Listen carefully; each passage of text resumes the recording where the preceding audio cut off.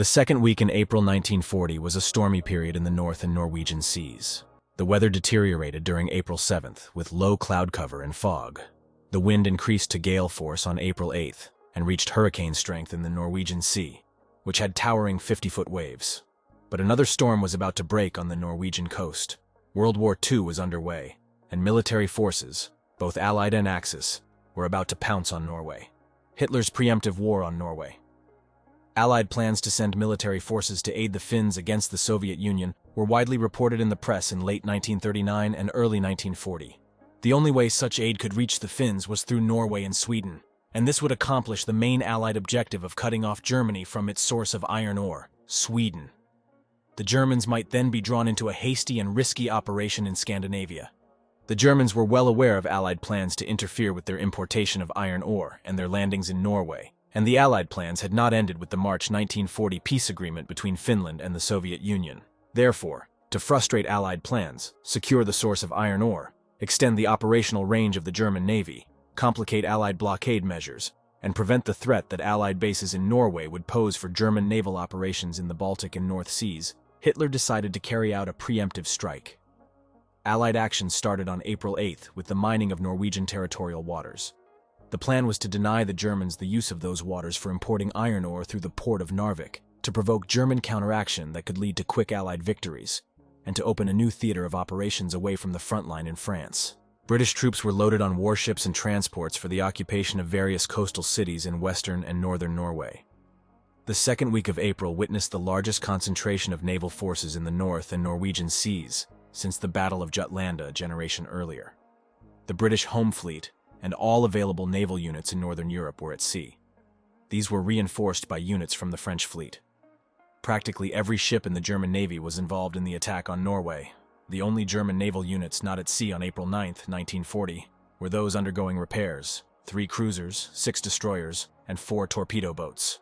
8 German tankers and 45 transports carrying 18,276 troops were at sea or leaving northern German ports. A further 40,000 troops were ready for transport to Norway as shipping became available. The Luftwaffe was prepared to support the operation with more than 1,000 aircraft and the largest airlift operation, approximately 500 transports, up to that time in military history.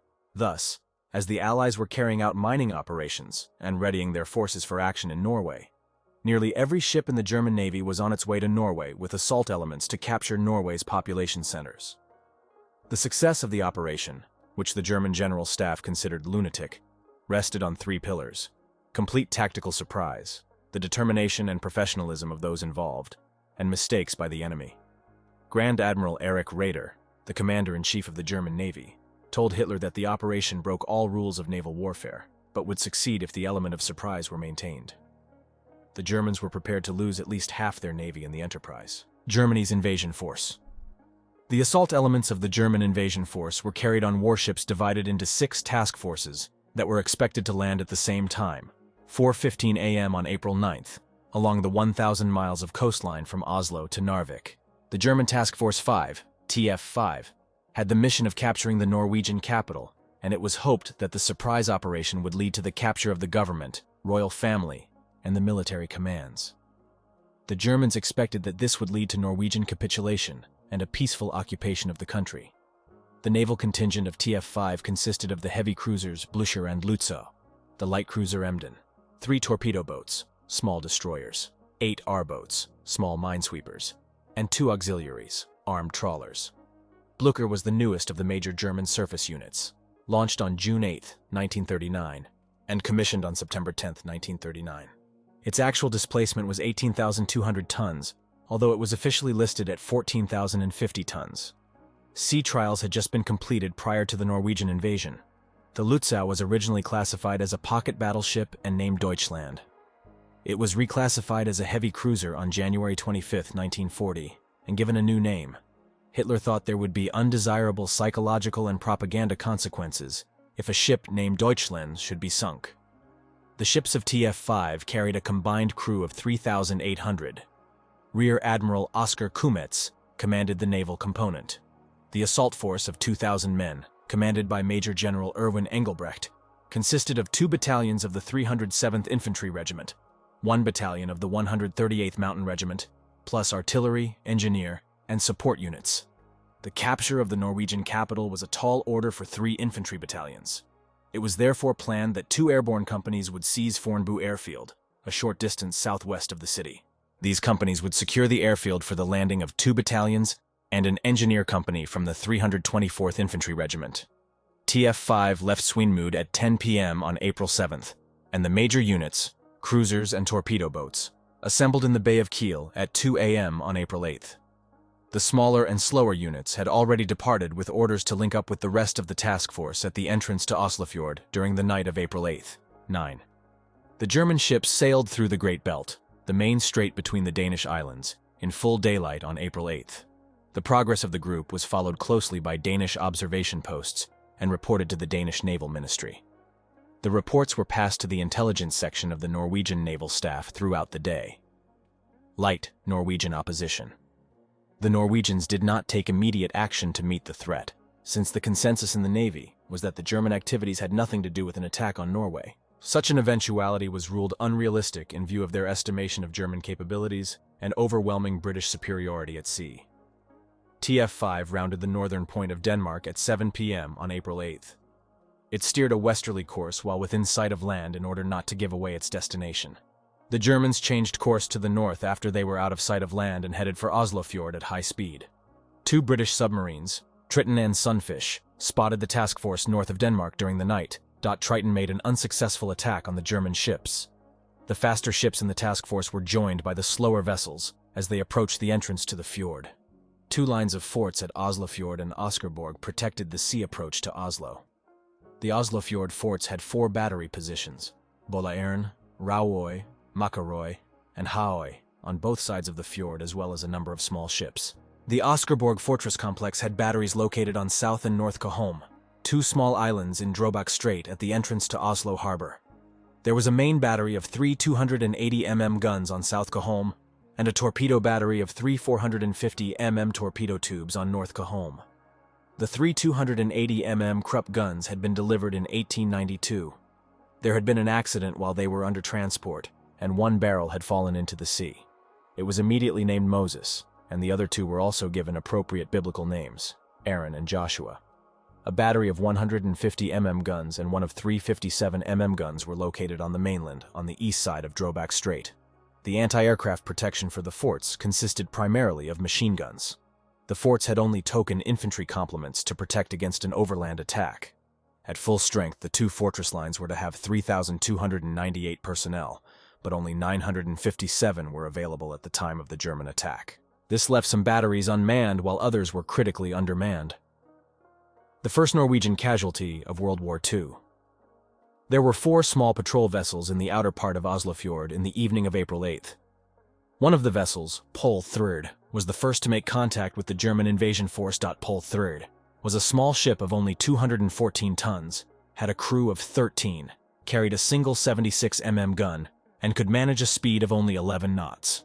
The Germans sighted Pol III, and the torpedo boat Albatross was ordered to take care of it. Albatross, a displacement of 924 tons, carried 3 105 mm guns, 4 20 mm guns, and 6 210 mm torpedo tubes. It had a crew of 122 and could reach a top speed of 33 knots.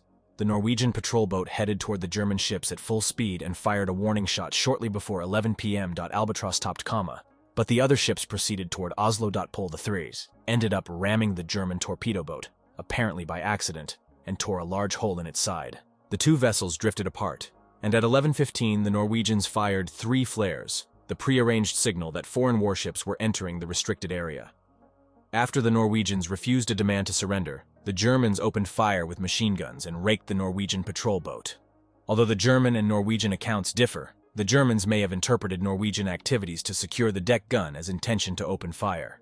The captain of the Norwegian vessel was mortally wounded, and the first Norwegian to die in the conflict. Passing the Norwegian fortress lines, the German task force had meanwhile continued on a northerly course and was closing in on the outer line of forts. The invaders were hoping to pass the forts without having to fire. The forts were prepared and the gun crews in place, but several fog banks rolled in and obscured the attackers. The German ships were visible to the battery on Rauøy for a short period, and it managed to get off 2 warning shots and 5 live rounds before the ships disappeared into the fog. The Germans later related that the Norwegian rounds fell so far short that they were believed to be warning shots. The German naval force stopped after passing the first fortress line. The troops on Emden were transferred to 8 minesweepers. 4 were to land troops to capture 2 of the battery positions in the outer line of forts, so that the route would be clear for the transports bringing in reinforcements. 2 minesweepers, assisted by the torpedo boats Albatros and Condor, set out to capture the Norwegian naval base at Horten. The remaining 2 minesweepers followed the main force to land troops to capture Oscarborg in case the German ships were unable to force their way past that fort. The passage through the Drøbak Strait and the attack on Horten were to take place at the same time, 4:15 a.m. The day was beginning to dawn as the German ships approached Oscarborg. Colonel Birger Eriksen, the commander of Oscarborg, had been kept informed about events in Oslofjord. Fate sometimes places the right person at the right location in war. Colonel Eriksen had a reputation among his colleagues for being a little trigger-happy. He did not know whether the approaching warships were German or British, but he decided that such details were of little consequence. He ignored a subordinate's suggestion to seek advice from higher headquarters before opening fire. He also decided that there would be no warning shots. His decisions had a devastating effect on the approaching German task force, and saved the Norwegian government and royal family from capture. 3 hurrahs for our ship, our Führer, our people, and our country. The German ships approached the Drøbak Strait in a column formation at 12 knots. The flagship, Blücher, led the column, followed by the Lutzow Emden, the torpedo boat Møve, and the minesweepers R-18 and R-19 in that order. The distances between ships were about 600 meters. The German ships were dark, and all lights at Oscarborg and along the fjord were extinguished. Admiral Kummetz interpreted the silence from the fort as an indication that the Norwegians would allow the Germans to pass. The delay, however, was a deliberate action by Colonel Eriksen. He calculated that the old, slow-firing guns of the main battery, manned by partial crews with little training, would only have time to fire 1 shot each before the lead German ship passed the fort. Colonel Eriksen wanted to be sure that the ship was close enough to make it virtually certain that the shells would find their intended target. Colonel Eriksen ordered the batteries to open fire when the rangefinder showed 1,800 meters. The time was 4:21. The 2 shells from the 280 mm guns were direct hits. The batteries on the east side of the strait also opened fire on Blücher. 2 280 mm, 13 150 mm, and 30 57 mm projectiles hit the heavy cruiser before it passed through the fields of fire. The results were devastating. The first 280 mm shell hit the base of the bridge and blew part of that structure into the water. The second 280 mm shell entered Blücher's port side behind the funnel and exploded inside the ship, killing many soldiers on the middle deck. The fire from the shore batteries also hit the airplane hangar on deck, loaded with 3 aircraft and barrels of fuel. A powerful explosion ignited the gasoline. The inferno spread rapidly and set off aerial bombs, ammunition, and hand grenades stowed in containers on deck. The second round from the main battery also destroyed Blücher's rudder controls. The cruiser avoided striking the shore by reversing its engines. While the German ships were at full battle stations, the operational directive required that they leave their main batteries in secured position. That is, the guns were pointing directly forward or aft. They hoped that the Norwegians would interpret this as a sign of peaceful intent. While the main gun orientations may have slowed the German response, they were quick to react with their secondary batteries. The German fire in the short but intense exchange that followed was inaccurate since the shoreline was dark, and the only way to pick targets was by observing the flashes from the Norwegian guns. The shore batteries sustained no serious damage. It was too late for Kummetz to take his flagship out of the danger zone. The Germans tried to increase speed in order to get out of the reach of the Norwegian guns as quickly as possible. But this proved impossible since the ship's engines were partially out of action. The burning cruiser presented an eerie sight as it slowly passed the batteries on the eastern side of the strait. The gun crews on shore could hear the cries of the wounded and dying aboard the ship. However, they reportedly also heard something else. Crew members of the crippled ship were singing the German national anthem. However, this is not mentioned by Korvettenkapitän, Lieutenant CMDR Kurt Zoepfel, Blücher's adjutant. He relates that the assembled survivors, before abandoning ship, joined in 3 hurrahs for our ship, our Führer, our people, and our country. Whatever the case, the nationality of the attackers was now known. Torpedo the ship. As it moved slowly northward, Blücher came into the sector of the torpedo battery. The acting commander of the battery, Captain Andreas Andersen, saw the burning ship approaching. He called Colonel Eriksson and asked if he should launch the torpedoes. Colonel Eriksson's answer was short and left no room for misunderstanding. Torpedo the ship. As he launched them against the German cruiser, Anderson wondered if the 40-year-old torpedoes would function. The Germans did not see the wakes as the torpedoes hissed through the water. The first struck the Blücher forward, while the second struck amidships. Both torpedoes, but particularly the second, caused massive explosions inside the German warship. The engines were no longer functioning, and great amounts of water were streaming into the damaged ship. Captain Heinrich Woldog, Blücher's skipper, ordered anchors dropped, and the great ship remained motionless with an 18-degree starboard list. The Germans still hoped to save the ship by use of the auxiliary engines. The raging fire was their main problem. The ship's torpedoes were fired to prevent their detonation. They exploded against the shore on both sides of the fjord. The 105 mm magazine was located amidships and could not be flooded. The ship's fate was sealed when this magazine exploded at 5:30 a.m., and the captain ordered the ship abandoned. The Germans had not displayed a flag while trying to force passage, but now the German battle flag was hoisted. The starboard list was increasing, and the great ship finally overturned and sank by the bow in deep waters at 6:22 a.m., with many personnel still on deck. Oil spilled from Blücher covered the water and caught fire. The immediate area around the sunken vessel became an inferno. Scores of those who abandoned ship perished in the flames. Survivors came ashore on both sides of the strait, but mostly on the east side. Many were saved by Norwegian fishing vessels. Those who reached the shore were captured by Norwegian troops. Among them were Admiral Kummetz, General Engelbrecht, and Captain Woldog, who was seriously wounded and died within a few days at a Norwegian hospital. The loss of approximately 1,000 sailors and soldiers, and one of the newest and most modern ships in the German Navy, was a serious blow that disrupted the German timetable. The mistakes of Admiral Kummetz. After Blücher's slowly passed outside their fields of fire, the Norwegian batteries shifted their guns to the next ship in the German column, Lützow. The cruiser also opened fire on the forts with its 150 mm guns. Lützow received 3 direct hits from the Norwegian guns on the eastern side of the strait. The ship's forward 280 mm turret was put out of action. Captain August Thiel, Lützow's captain, assumed that Blücher had struck mines in the Narrows. This assumption, and the fact that he was receiving heavy and accurate fire from the Norwegian guns, caused him to conclude that the strait could not be forced successfully, and he decided to pull Lützow out of the danger zone before it was too late.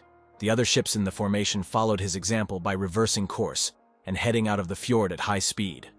The turning movement caused both Lützow and Demdento present their broadsides to the Norwegian batteries, which continued to fire. Several projectiles hit both ships. Thiel, while involved in this maneuver, received a signal from Admiral Kummetz directing him to assume command of TF-5.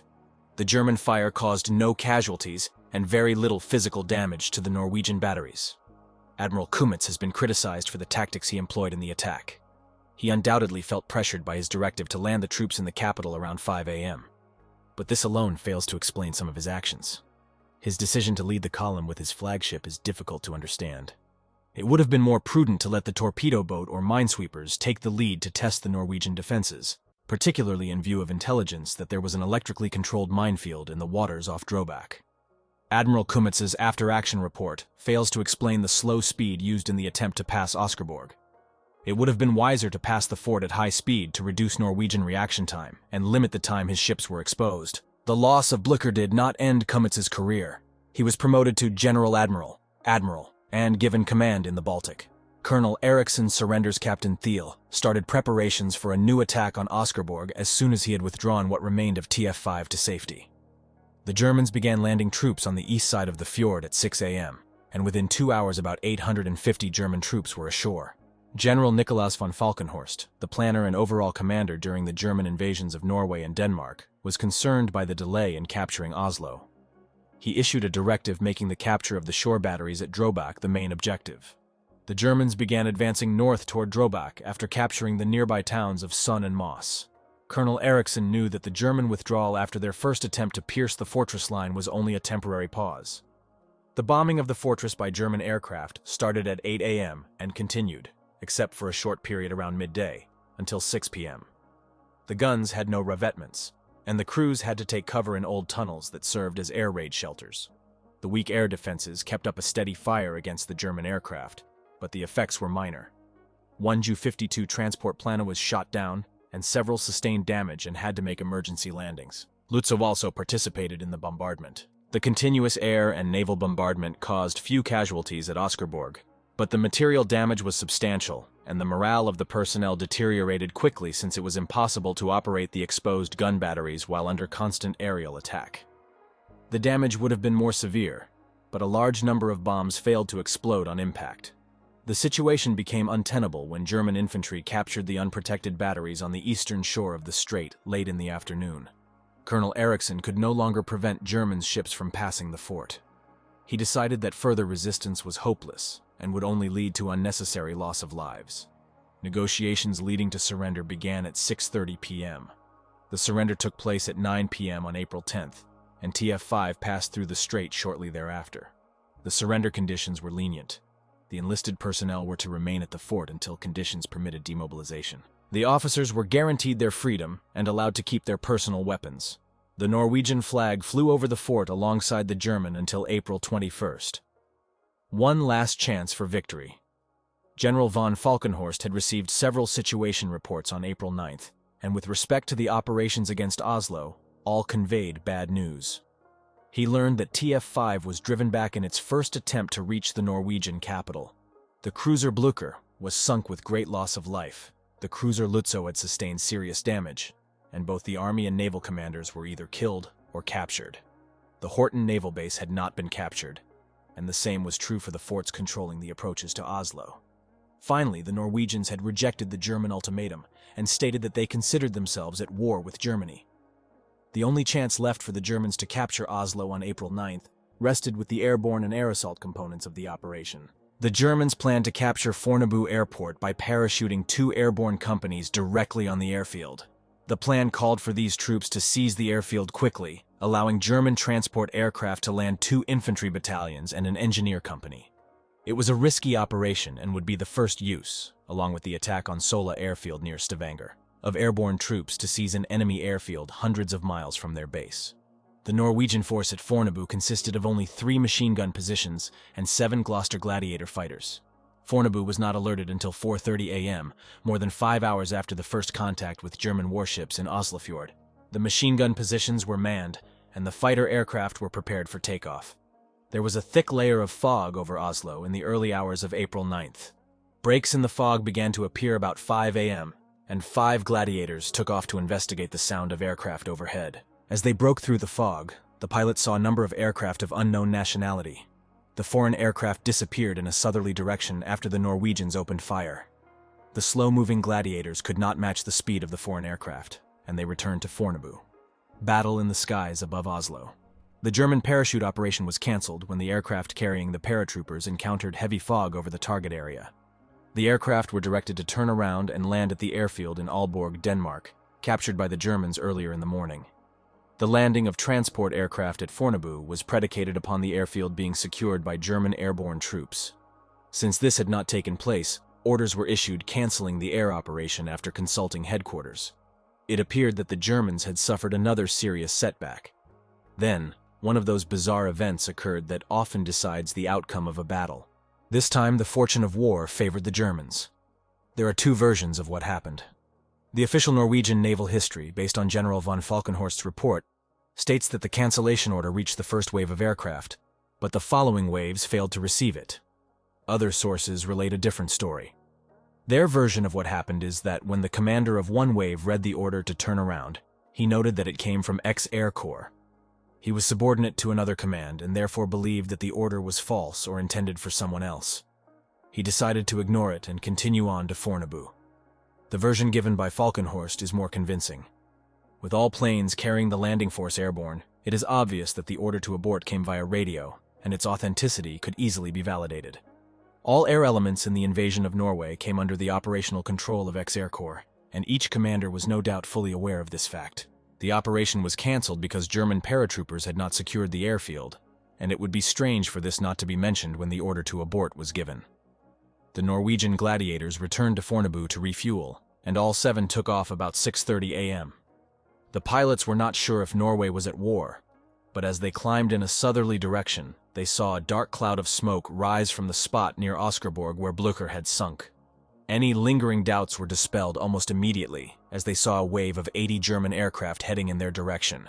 The Norwegian aircraft were at a greater height than the Germans, and Lieutenant Torbjorn Trodden, the squadron commander, gave the order to attack. The Norwegian formation broke up as the squadron dived in among the German aircraft. The airspace over Oslo was filled with planes, and dogfights took place both above and below the cloud cover. One Norwegian aircraft was damaged and crash-landed at Fornebu. The rest of the gladiators exhausted their ammunition and returned individually to Fornebu. Two managed to land before a radio message told them not to set down since the airfield was under attack. The remaining 4 aircraft landed on frozen lakes in the interior of the country. The Norwegian gladiators acquitted themselves well, shooting down 3 Heinkel He-111 bombers and 2 Messerschmitt Me-110 twin-engine fighters. A squadron of Me-110s that were to have protected and supported the German paratroops had not received the news that the airdrop was cancelled. These aircraft were circling the airfield, and they destroyed the 3 Norwegian gladiators that returned to Fornebu. A bold landing. In the meantime, the first wave of Ju-52 transport aircraft arrived over the airfield. German fighter aircraft were circling, and fires were seen on the ground. The German commander interpreted what he saw as proof that the paratroopers had jumped and were involved in fighting on the ground. Therefore, he ordered his wave to land. The lead aircraft met heavy fire from Norwegian machine guns. The pilot gave full throttle, but before he was airborne again, the commander and several others were killed. The transport planes began to circle the airfield, uncertain about what they should do. It looked like another part of the German plan to capture the Norwegian capital had failed. However, the fortunes of war took a favorable turn for the Germans.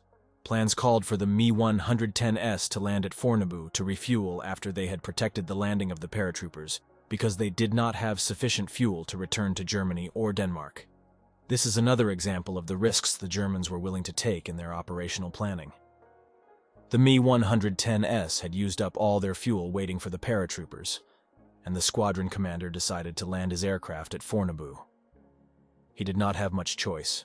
When the transport aircraft saw the Messerschmitts land, they decided to do the same, and one by one the German planes landed despite heavy Norwegian fire. 2 German aircraft were destroyed and 5 severely damaged.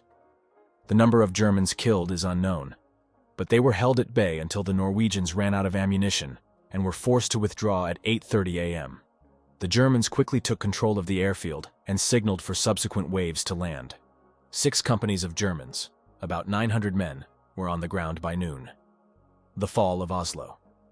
The German air attaché arrived at the airport and briefed Colonel Helmuth Nickelmann, the landing force commander of the 324th Infantry Regiment, on the situation in Oslo. As the companies were ready, they marched in close order formation toward Oslo. There were about 1,000 uniformed Norwegian soldiers in Oslo that morning, but many were students at the various military schools. The 2nd Battalion, 5th Infantry Regiment in the Tradum training area 50 kilometers north of Oslo, was the nearest sizable Norwegian combat force. The only organized formations in the city were a squadron of cavalry at the cavalry school and 3 companies of Royal Guards. One of the 3 companies had just demobilized and turned in its weapons and equipment at the Akershus citadel. Major General Vinden Haug, the Norwegian commander in the Oslo area, had dispatched 1 company of the Guards and the cavalry school squadron to capture the Blücher survivors, and this force could not be recalled since it had no radios. The only available guard company was quickly dispatched to stop the Germans at Fornebu from reaching Oslo. The Norwegian commander decided to use back roads on the way to the airport, and the Germans and Norwegians managed to pass each other without making contact. The demobilized guard company tried to retrieve its weapons and equipment at Akershus, but the Germans arrived before the guards could rearm themselves. Colonel Nickelmann met the acting commandant in Oslo, Colonel H.P. Schnittler, at Akershus, and demanded the city's surrender. The 2 colonels had a conference with the city's chief of police, and Colonel Schnittler telephoned the Prime Minister, Johan Nygaardsvold, now located in Hamar, and explained the situation. The Germans stated that they did not wish to become involved in the civil administration, promised not to occupy the royal palace, and would allow the guards to continue their routine. Nygaardsvold gave Colonel Schnittler permission to surrender Oslo. The document surrendering the capital was signed at 2 p.m. The determined and decisive action of one individual, Colonel Eriksson, had upset the ambitious German timetable, and this delay enabled the Norwegian government and royal family to escape the capital before the Germans arrived. The military commands and the gold reserves of the central bank were also evacuated. Instead of the hoped-for quick coup to assure a peaceful occupation like that of Denmark, the Germans were forced to undertake a grueling 62-day campaign to subdue Norway in the longest campaign of the war, prior to the attack on the Soviet Union in the summer of 1941.